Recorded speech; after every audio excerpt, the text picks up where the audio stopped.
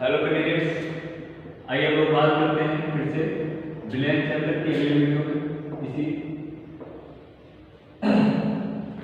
पिछले वीडियो में हम लोगों ने मोलरता नॉर्मलता में संबंध पढ़ा था, मोल प्रभाज पढ़े थे। आज के वीडियो में हम टॉपिक को आगे बढ़ाते हैं और वाष्पदाब की बात करेंगे, राउल्ट के नियम की बात करेंगे। वाष्पदाब विलयन का वाष्पदाब क्या होता है? क्या होता होगा विलयन का वाष्पदाब? चलिए आइए बात करते हैं विलयन के वाष्पदाब की। क्या होते हैं विलयन के वाष्पदाब? देखिए क्या किया कि हमने एक पात्र ले लिया, बंद पात्र, इसमें इस लेयर में हमने क्या किया, एक द्रवित विलयन भर दिया। ठीक, ये विलयन भरा हुआ है। यहां पर हमने एक प्रेशर वाल्व लगा दिया।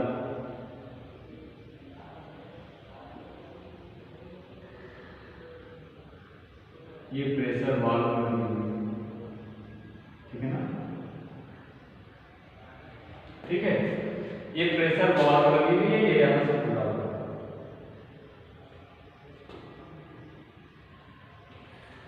फिर क्या किया कि यहां से थोड़ा सा एक और नली लगा इसी स्तर पर, और सेम वही द्रव भर दिया इसमें जो इसमें भरा हुआ है पात्र। पात्र और नली का द्रव हमने क्या किया, समान कर दिया। इस नली को इस तरह से किया गया, ठीक है।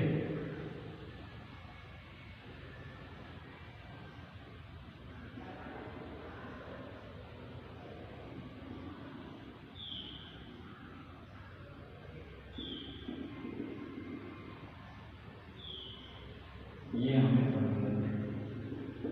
भरना स्टार्ट कर दिया।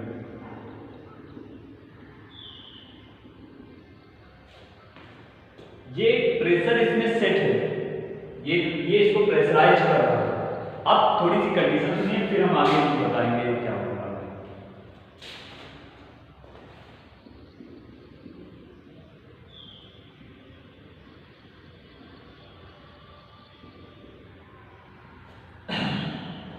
इस पे प्रेशर लगेगा।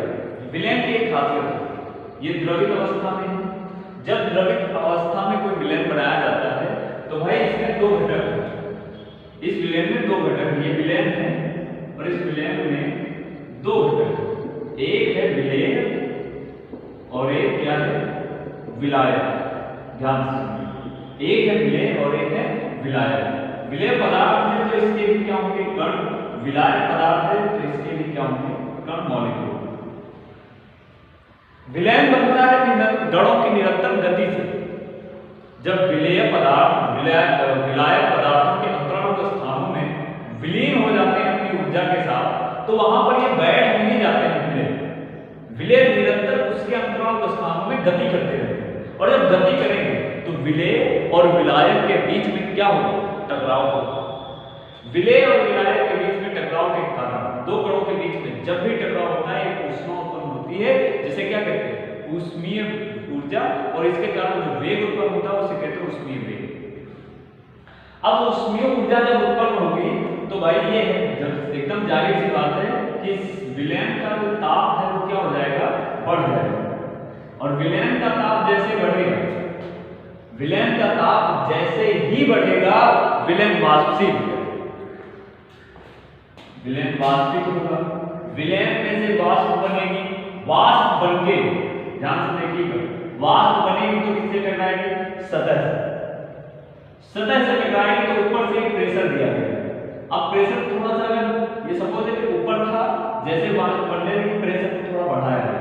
प्रेशर जब बनेगा तो ये वाष्प अब यहां से जाएगी कहां पर, नली में, और नली में जाएगी। ध्यान से देखिएगा, अगर इस सतह से वाष्प उठी है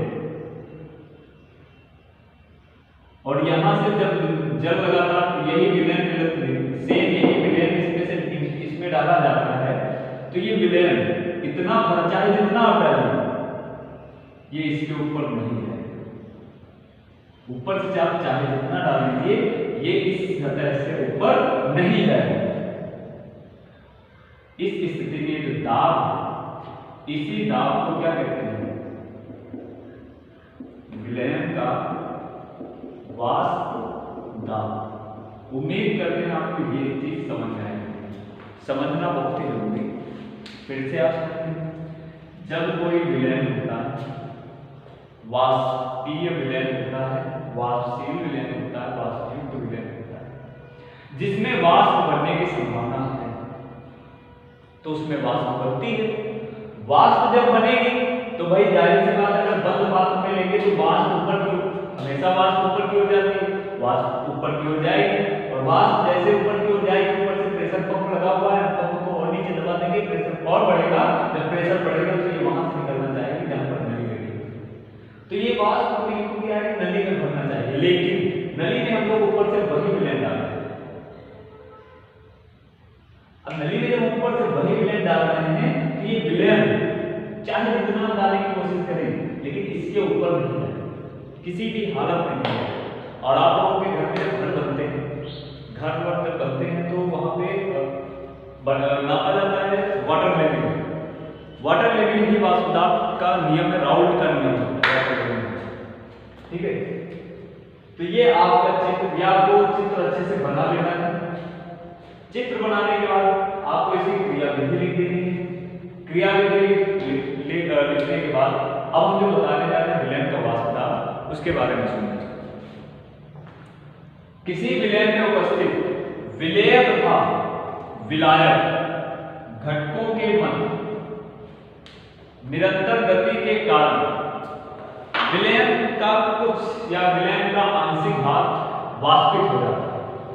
वह वाष्पित भाग बंद पात्र से टकराकर पुनः विलयन पर एक दाब आरोपित करता है। इसी दाब को विलयन का वाष्प दाब कहते हैं। और विलयन के वाष्प दाब का अध्ययन फ्रांसीसी रसायनविद एफ राउल्ट ने किया था, और अध्ययन करने के बाद उन्होंने एक नियम दिया। नियम को कहा गया राउल्ट का नियम। उस नियम को क्या कहा गया? राउल्ट का नियम।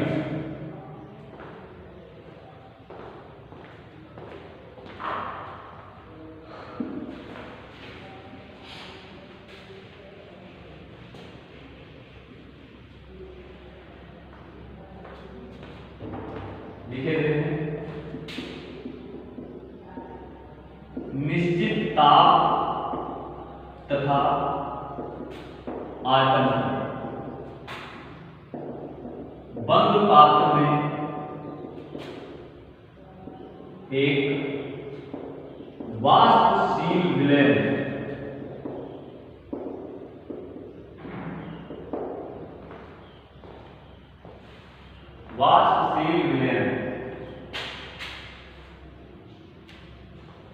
का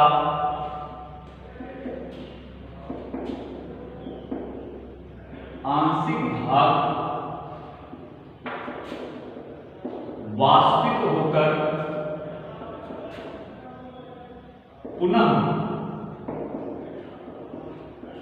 विलयन पर दाब आरोपित करता है।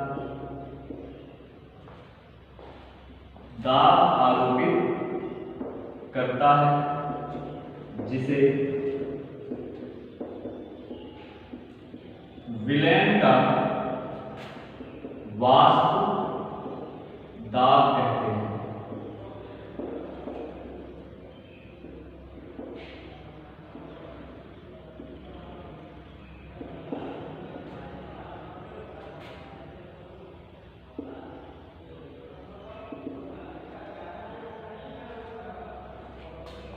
वेपर प्रेशर ऑफ सॉल्यूशन, ये नोट कर लीजिए, पॉज करके वीडियो। और अब आइए आगे बात करते हैं लोग। वाष्प दाब यदि आपको समझ में आया है तभी आगे बढ़ा जाएगा।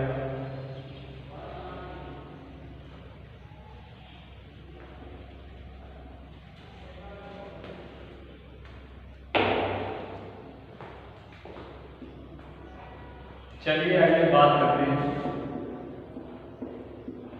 रावल्ट के नियम।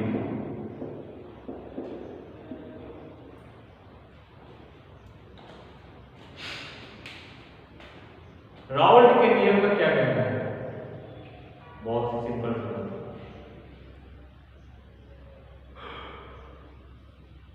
रावल्ट ने वाष्प दाब के बारे में जब पढ़ाई की तो इनको दो प्रकार के विलयन देखे थे।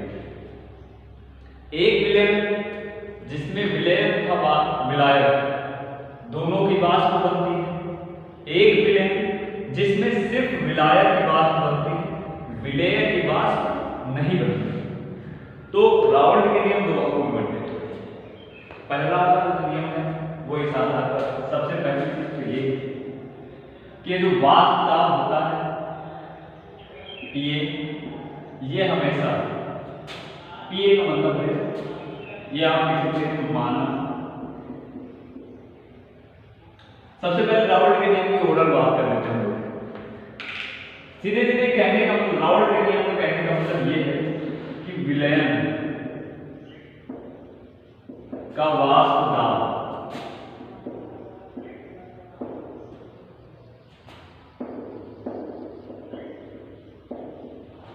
विलयन के घटकों के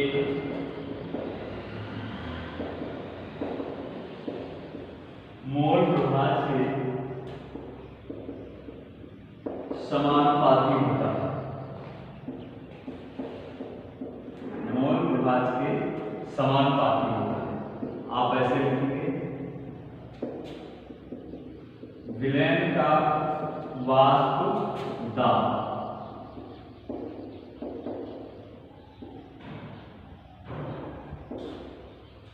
विलयन के घटकों के मोल प्रभाव। अब देखो ये अलग हो सकता है ना भाई, विलयन के घटक दो प्रकार के होते हैं। एक हुआ विलेय का वाष्प दाब,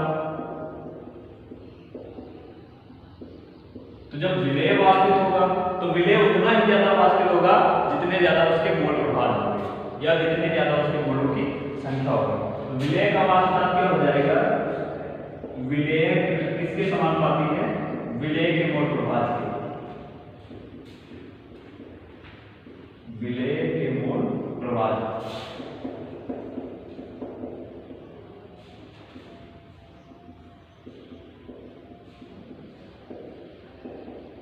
विलायक का मोल प्रभाव किसके समानुपाती होगा? विलायक के मोल प्रभाव से। ठीक है ना? ये नियम किसका है? रावल्ट। रावल्ट का नियम है। चलिए बाकी आपको इसके एग्जाम्पल जो थ्योरी है वो अगले वीडियो में बताई जाएगी।